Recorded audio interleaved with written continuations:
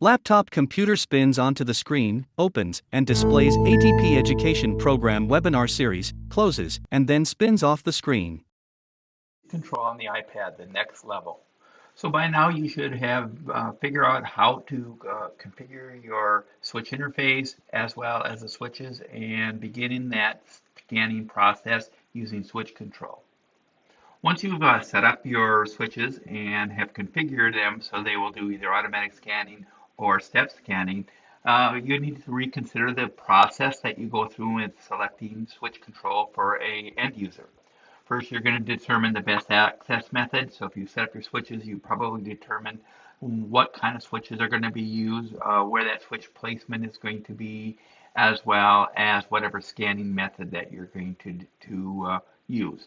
So you've set up your switches, you've selected your scanning method, and now it comes to the time where you can start configuring your settings. And your settings, you really have a lot of variability and a lot of customization that you can do to the switch control to provide optimal environment for them to be able to use switch control. So real quickly, the switch control goals that you would take a look at is you want to move very quickly beyond cause and effect. So you want to actually have it so they have choices. You want to have it so they are consciously moving to specific items and making specific selections. You want to use two switches whenever possible, because once you start using two switches, you can start using step scanning, which is typically more efficient and a lot quicker than if you're going to use automatic scanning in one switch. You also want to make sure you focus on the task and not the switch activation, so you're always constantly telling the end user to perform a task or to perform a function and not say hit your switch as you go through. And again, always presume competence. Always presume that the user who is using switch control has the ability to make choices and is making meaningful choices that make a difference for them, and it's something that they want to be able to do. So again, auto scanning, usually it's set up with one switch, and auto scanning, once you hit the switch, it moves the focus automatically after a specific duration of time.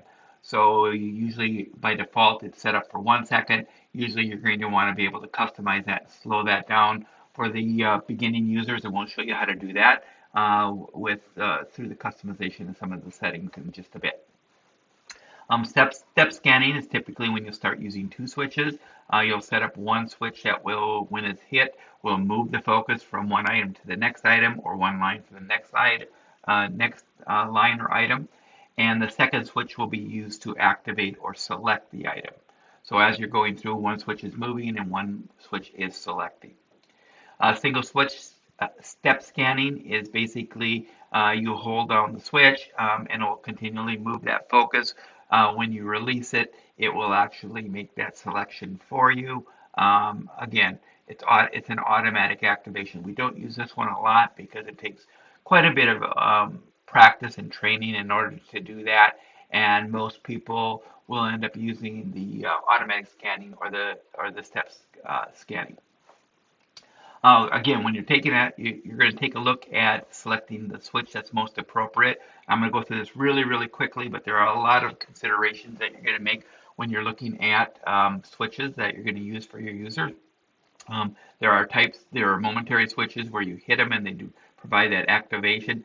Latch switches, which when you hit the switch, it'll hold the switch in an on position for a specific amount of time, or will keep it on until they hit that switch again. There are time switches, which basically you hit the switch, it's on for a specific amount of time, and then it will turn off. There are a wide variety of switches that are out there. There are mechanical switches, and typically a mechanical switch, you'll be able to identify when it makes some sort of a switch noise when it activates the switch.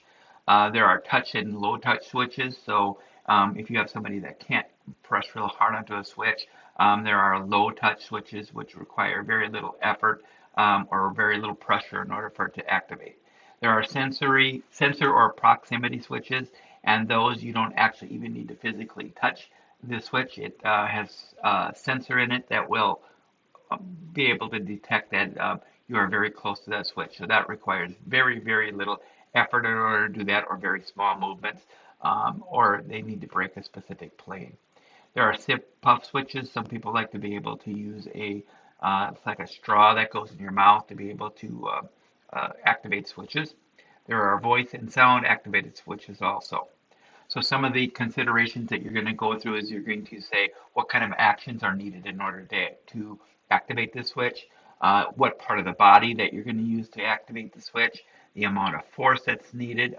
Every one of the switches has a rating as how much force it's going to need to be able to activate the switch. Sometimes you may need more, sometimes you may need less.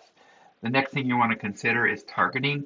How easy is it for a student or an end user to be able to reach their target, or identify the right target and hit that switch? And how much range of motion do you need in order to be able to access that switch? The other thing is can they perceive or can they see that switch and identify it, whether it's with color, whether it is with some sort of tactile feedback. Are they able to perceive that the switch is there and be able to get onto that switch? Does it provide tactile feedback? Does it provide noise? Does it provide a clicking noise so they know that they've hit that switch?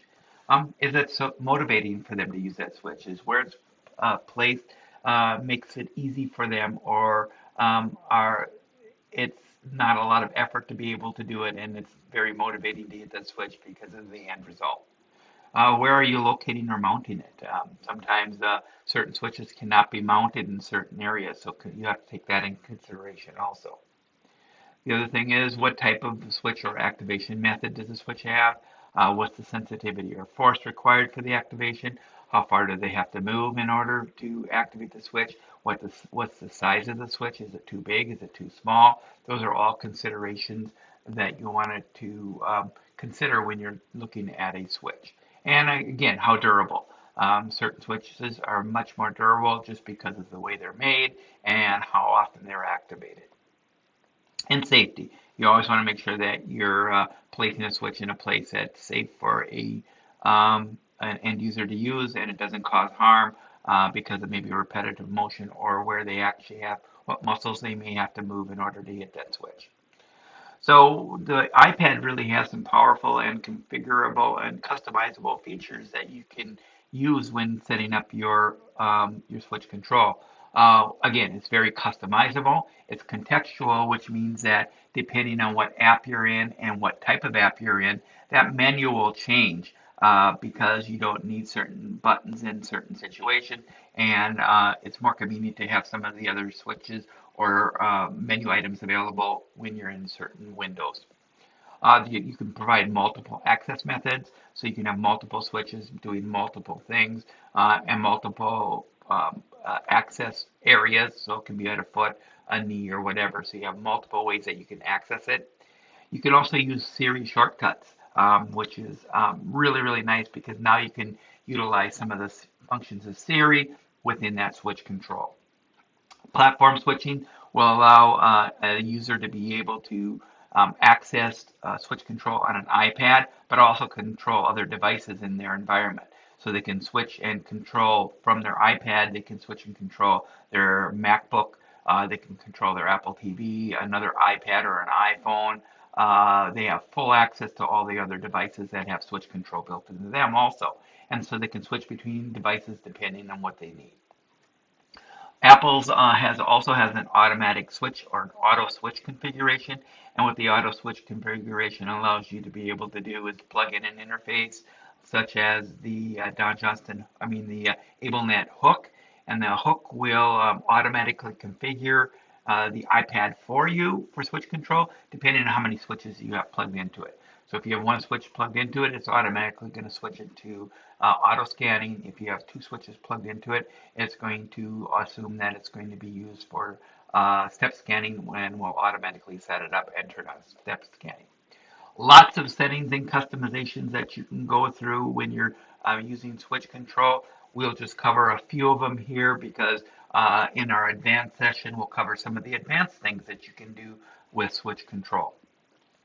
So the first thing you can do is you can customize the cursor size or the scanning border that when it does scanning. So you can choose the size and the color of it based on what are the visual needs of the student that you're working with. So you're going to go into settings, the settings app, accessibility, switch control, and visual, and you can change the size of the cursor.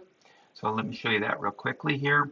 So if I go into settings, general, accessibility, and I'll go to my switch control, I can actually go in and I'm going to switch down to visual, and I'm going to turn on a large cursor, and I'm going to leave the color, I'll change the color to red just so you can see how that's going to look.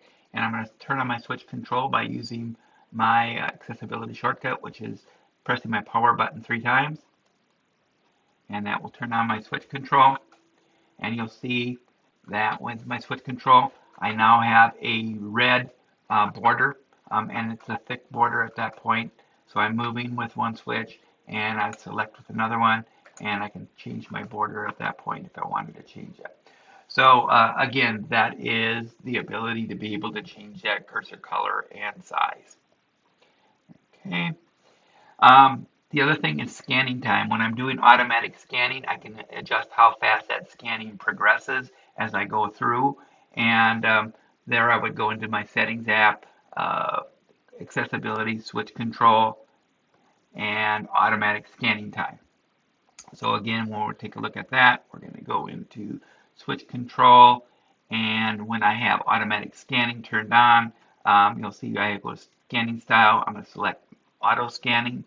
And you'll see what's going to pop up is auto scanning time about halfway down the page. It's at 1 second, and I can change that depending on how fast I want that user to scan items.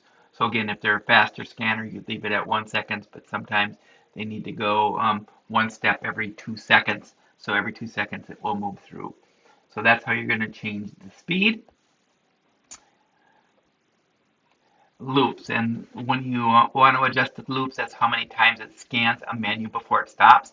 So if it'll scan in automatic scanning, it'll scan 3 times through that. So if they don't select anything after 3 cycles through or loops through, it'll turn off. And again, you can set that, more or less depending on the needs of the user that you're working with. The other customization is grouping of items, or you can have it scan one item at a time. So if I go in and I turn on my switch control and I start scanning, you'll notice that it's scanning by groups. So if I scan by groups and select, you'll notice that it groups either by lines or groupings. And when I make a selection, then I can go item by item. If I want to be able to change that, and let me turn this off real quickly. And I'm going to go back into my scanning style of manual scanning. And when I want to go back in and I want to change the groupings of items, I can turn that off. I had it on before, and now when I do scanning, you'll see how much different it is.